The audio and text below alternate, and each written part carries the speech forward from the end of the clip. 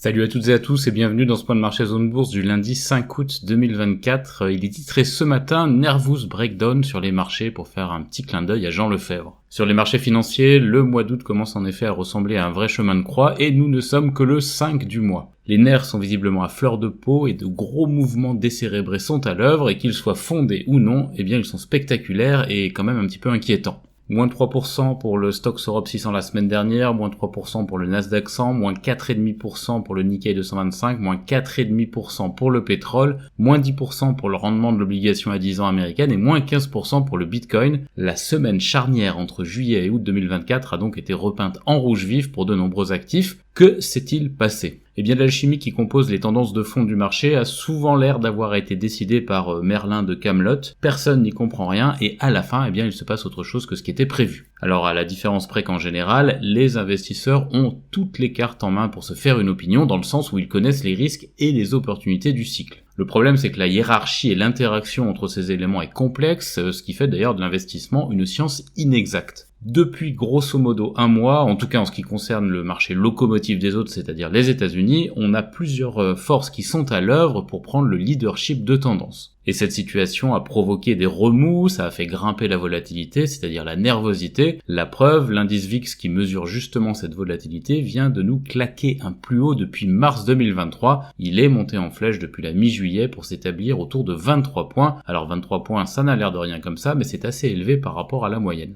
Le marché est donc passé d'une façon assez brutale et, pour tout dire, en tout cas c'est mon opinion, assez étrange, d'une théorie dominante qui est faite d'économie résistante, de force de traction de l'innovation qui est liée à l'intelligence artificielle et de baisse des taux à une théorie dominante qui est surtout faite de l'économie américaine va entrer en récession, c'est affreux, vendez tout et achetez des obligations ultra sécurisées ou du orange. Oui, je sais, c'est déprimant. Comme souvent dans ce genre de situation, les scénarios extrêmes prennent beaucoup de place quand les émotions commencent à dicter la tendance. D'ailleurs, conclure à partir d'une statistique sur l'emploi et de données de consommation sur un mois que l'activité aux États-Unis va s'effondrer est à peu près aussi idiot que de passer en 6 mois d'un pronostic de 7 baisses de taux de la Fed en 2024 à 0, puis à 1, puis à 2, puis à 4. Ah oui, parce que le marché vise désormais 4 baisses de taux cette année outre-Atlantique, dont la première de 50 points de base, c'est-à-dire une double baisse de taux au mois de septembre.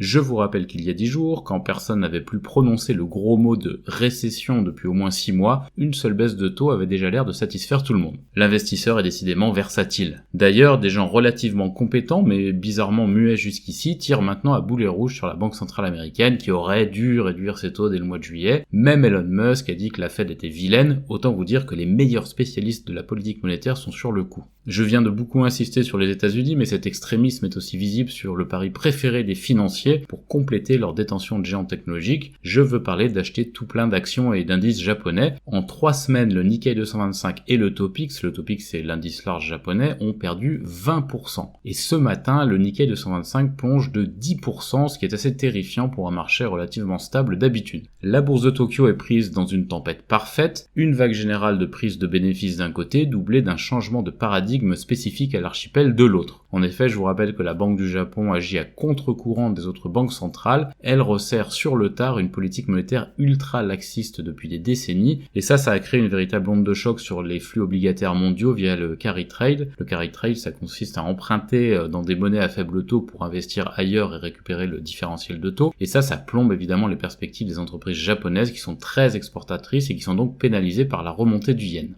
D'ailleurs, pour continuer sur les actifs qui bougent dans tous les sens, ça swing pas mal sur les crypto-monnaies, ce qui ne doit pas faire les affaires de Donald Trump, qui les trouvait vraiment maga dernièrement. Et sur le pétrole aussi, d'ailleurs, qui fait ouvertement la tronche à cause des néo-craintes récessionnistes, en dépit des craintes d'embrasement au Proche-Orient. Donc si je résume un peu tout ça, encore pas mal d'éléments négatifs ce matin, toile de fond sans doute excessive mais puissante de crainte sur l'arrivée d'une récession aux États-Unis, renforcée par la déconfiture japonaise et par quelques banderilles annexes, Nvidia par exemple, dont les nouvelles puces IA seraient en retard, je vous rappelle que le scénario conte de fées de l'IA ne tolère pas les rebondissements, ou par exemple Berkshire Hathaway qui a bazardé près de la moitié de ses actions Apple ces dernières semaines, et ça c'est assez mauvais pour la confiance de la tech. D'ailleurs je rebondis un peu là-dessus, la session a fait gonfler le trésor de guerre de la société de Warren Buffett à 277 milliards de dollars. Je rappelle que Berkshire avait lancé son pari dans la marque à la pomme en 2016 quand l'action valait 10 fois moins, pari gagnant donc. Avec 277 milliards de dollars, le papy le plus célèbre de la finance pourrait par exemple couvrir un petit peu moins de 2 ans de déficit public français, ou éponger 8,7% de la dette de notre pays. Il pourrait aussi racheter 88% du capital de LVMH, s'offrir 692 Airbus A350 000 sans négocier les prix, acheter 5,1 millions de bitcoins ou m'adopter éventuellement. Non, désolé, c'est pas vrai, papa, maman, je vous fais des gros bisous.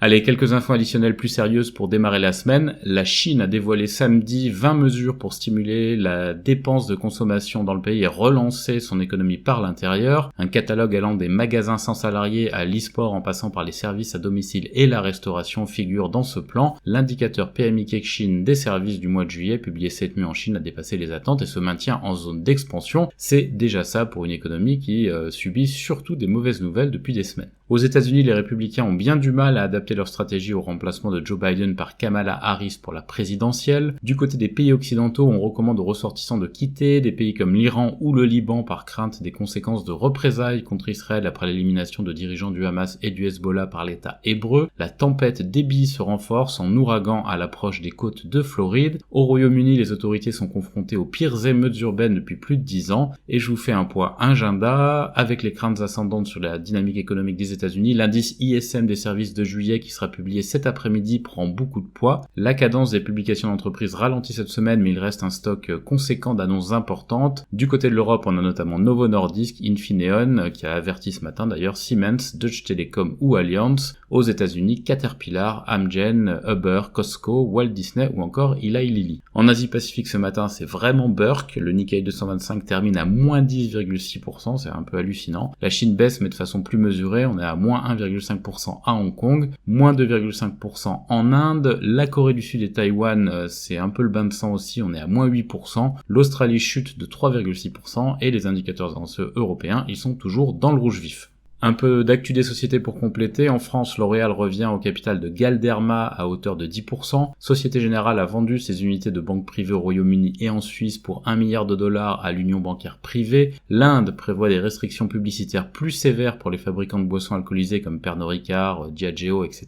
Vinci a décroché un beau contrat en Allemagne et Aramis lance son programme de rachat d'actions. On a eu les publications de Morel et d'Equasens. Ailleurs dans le monde, en Europe d'abord, Infineon revoit donc à la baisse ses prévisions de recettes après des résultats du T3 décevants. PostNL ne répond pas aux attentes non plus au niveau de son dernier trimestre. Les résultats d'Aurubis au T3 sont inférieurs aux attentes là aussi en raison de la baisse des recettes du recyclage. Selon le FT, Jason Windsor, le directeur financier d'Aberdeen, remplacera Stephen Bird au poste de directeur général. Et côté publication d'entreprise, donc il y avait surtout aujourd'hui Infineon en Europe. Côté Amérique, les liquidités de Berkshire atteignent donc 277 milliards de dollars après la réduction de la participation de la société dans Apple. Le retard de la nouvelle puce IA de Nvidia pourrait affecter Microsoft, Google et Meta selon The Information. Et Mars, le groupe Mars envisage l'acquisition de Kellanova selon des sources obtenues par Reuters et par le Wall Street Journal. Coca-Cola va faire appel d'un redressement fiscal de 6 milliards de dollars. Alphabet a cédé 2/3 de sa participation dans CrowdStrike au premier semestre. CrowdStrike qui rejette les allégations de Delta Airlines sur sa responsabilité après la panne géante. AMC Entertainment, de son côté, enregistre une perte au deuxième trimestre en raison de la faiblesse de son offre de films. Côté publication de résultats du jour, on a Progressive Corp, CSX, Palantir, Williams Companies, Simon Property, Diamondback Energy, BioNTech ou encore Tyson Foods. Du côté de l'Asie-Pacifique, la branche EV de China Evergrande, qui s'appelle notamment China Evergrande New Energy, passe par la case faillite. TPG Telecom et Vocus ont relancé les négociations au sujet des activités de fibre optique pour un montant de 4,1 milliards de dollars. Sur l'agenda des publis asiatiques, Bharti Airtel, Itoshu, On High Precision, Oryx ou encore Subaru. Voilà, c'est terminé, ce point de marché était un petit peu long ce matin, il faut dire qu'il y avait pas mal d'actu. Je vous souhaite à tous et à tous une très bonne semaine.